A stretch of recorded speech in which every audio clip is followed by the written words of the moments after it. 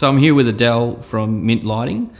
We've worked with Adele over many years to light places beautifully. Adele is a lighting designer, so Adele lays out light for customers and talks with customers on how to light their spaces beautifully. Maybe you can introduce yourself, Adele, rather than me. So what I am ultimately is an architectural lighting designer. So I care about how light functions in a space, how it changes the environment within the walls. We've never been terribly focused on decorative lighting. We've always held the belief that the decorative lighting in a home is the jewellery of a home, so it should be chosen by the person who's going to live there. But one of the ways we describe what we do is, we will tailor the most beautiful suit for you to wear, and you decorate it however you like on the outside. So that's what we do. So for Amphis, human-centric lighting is really about putting the people in the centre of the process. So when you're lighting your space, is how do the people use the space, and how does light affect those people?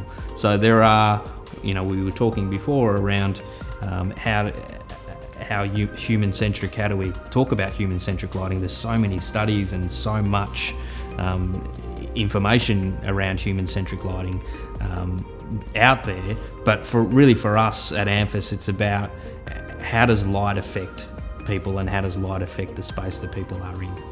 Well, so human-centric lighting is just the modern way of saying architectural lighting design, ultimately, because it's using light in a space to create an environment for people that facilitates their best light. So it's the right light in the right place at the right time, and that's what architectural lighting design ultimately is. Our experience in here has been that people are passionate about it. When they're given the opportunity to discuss it and talk about it, and quite often people will come through and say, I wish I had have done something with my home that I've just built, or I wish I had have done this 10 years ago because I'm living in a house with just rows of downlights, or too much light above me and not enough light. And doesn't it break your heart? It breaks my heart every time, especially when it's a beautiful home. Yes. And you just think you've just, through no fault of your own, through poor advice from people that haven't been educated about what difference it can make, you've ended up with like a stunning home, but you're going to be buying lamps for the rest of your life to try and make it work. And for us, then, that's where we see human-centric lighting is the person in the space. How do they use the space? How does the light affect the space for them? Not necessarily about the signs of circadian rhythms and flicker and those things, which are important and we know are important, but really it's starting at that base level of what do you want to use the space for, where do you want the light to be, how do you want your environment to feel when you're in it, as well as you said, your family, and the effects of that. Yeah, you have to consider everybody else. It's always interesting, right, when you're doing a consultation with a couple, there's always one part of the couple that wants a lot of light and one part that's like, I like it quite dim.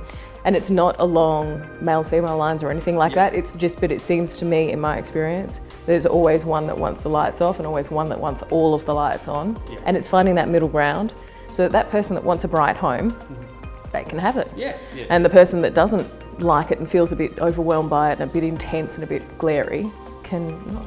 And I think I got the effect of layering light from what you talk about, and how you consult with people and how you educate people in having different layers of light or different levels of light that you can then adjust and play with to give people that have different needs within the space. Yeah, well, especially in smaller spaces. Not all of the homes that we work on are small, but in a smaller space, we have one client in Port Melbourne.